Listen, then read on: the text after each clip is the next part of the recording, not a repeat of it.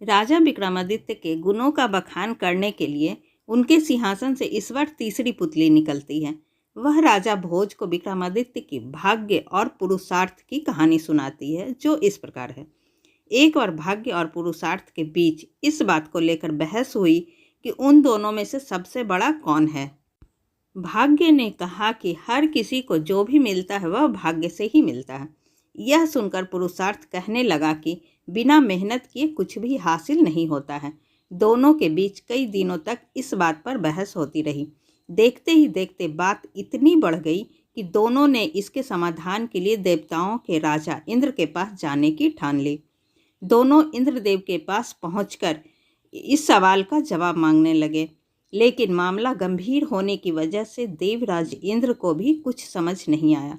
फिर देवराज इंद्र ने उन दोनों को राजा विक्रमादित्य के पास जाने की सलाह दी।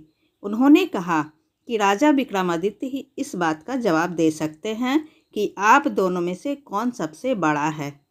इतना सुनते ही भाग्य और पुरुषार्थ तुरंत मानव वेश में विक्रमादित्य के पास पहुंच गए।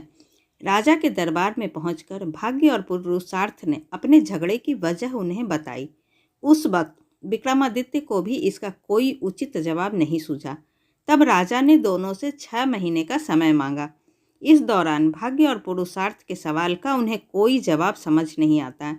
तब राजा सही जवाब की तलाश में अपने राज्य में जनता के बीच सामान्य नागरिक का वेश बनाकर घूमने लगते हैं। राजा को काफ़ी कोशिश के बाद भी अपने राज्य में इस बात का सही जवाब नहीं मिलता है। फिर राजा वेश बदलकर दूसरे राज्य में जाने का फैसला लेते हैं। ऐसा करते करते राजा कई राज्य पहुंच जाते हैं, लेकिन उन्हें जवाब नहीं मिलता। इस दौरान राजा एक व्यापारी के पास जाकर काम मांगते हैं और कहते हैं कि वो ऐसे काम कर सकते हैं जो कोई अन्य नहीं कर सकता। कुछ दिन बाद व्यापारी बाहर काम के लिए राजा विक्रमादित्य के साथ जहाज से जाता है। कुछ दूर जाते ही अचानक तेज तूफान आने लगता है और जहाज एक टापू के पास फंस जाता है। तूफान थमने के बाद जहाज को टापू से बाहर निकालने के लिए लोहे का कांटा उठाना होता है। व्यापारी ने राजा को उसे उठाने के लिए कहा। जैसे ही राजा ऐसा करता है तो जहाज तेजी से आगे निकल जाता है और विक्रमादित्य टापू पर ही छूट जाते हैं। टापू पर छूटने के बाद राजा कुछ देर आगे चलते हैं तो उन्हें वहाँ एक नगर दिखाई दिया। नगर के गेट में लिखा हुआ था कि यहाँ के राजा की बेटी का विवाह महाराज विक्रमादित्य के साथ होगा। यह पढ़कर राजा चौंक गए और महल में चले गए। वहाँ पहुँचते ही उनकी मुलाकात राजकुमारी से होती है। कुछ दिनों के बाद दोनों की शादी हो जाती है।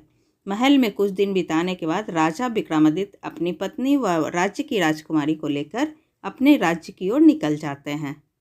रास्ते में राजा की भेंट एक सन्यासी से होती है। वह सन्यासी चमत्कारी माला व एक छड़ी राजा को देता है। सन्यासी ने राजा को बताया कि इस माला को पहनने पर व्यक्ति अदृश्य हो जाता है और छड़ी से सोने से पहले जो भी मांगा जाए वो मिल जाता है। राजा सन्यासी को उपहार के लिए धन्यवाद कहते हैं और आगे बढ़ जाते हैं।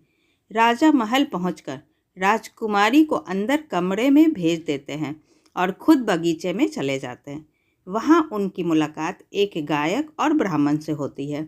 दोनों ने राजा को बताया कि वो इस दिन का सालों से इंतजार कर रहे थे। राजा विक्रमादित्य ने पूछा कि ऐसी क्या बात है कि वो सालों से उनकी राह देख रहे थे। दोनों ने बताया कि वो गरीब हैं और सालों से बगीचे में ये सोचकर मेहनत कर रहे हैं कि एक दिन राजा उनके सब दुखों को दूर कर देंगे। इतना सब सुनते ही राजा ने सन्यासी से मिली माला गायक को दे दी और छड़ी ब्राह्मण को। उसके बाद राजा अपने दरबार चले गए। 6 महीने बीतने के बाद भाग्य और पुरुषार्थ दोनों राजा के सभा में आए। विक्रमादित्य उन दोनों को बीते 6 महीने की सभी घटनाएं सुनाते हैं। इतना सुनाने के बाद राजा दोनों को समझाते हुए कहते हैं कि छड़ी और माला का उन्हें मिलना भाग्य था और गायक व ब्राह्मण को यह पुरुषार्थ की वजह से मिला। इसी वजह से भाग्य और पुरुषार्थ दोनों एक दूसरे के पूरक हैं। इनमें कोई छोटा या बड़ा नहीं हो सकता है। दोनों राजा का जवाब सुनकर संतुष्ट हो गए और वहां से चले गए। इतनी कहानी सुनाकर तीसरी पुतली राजा विक्रमादित्य के सिंहासन से उड़ जाती है। ऐसी ही अच्छी और ज्ञानवर्धक कहानी सुनने के लिए प्लीज़ आप मेरे चैनल को सब्सक्राइब जरूर करें। तब तक के लिए बाय बाय।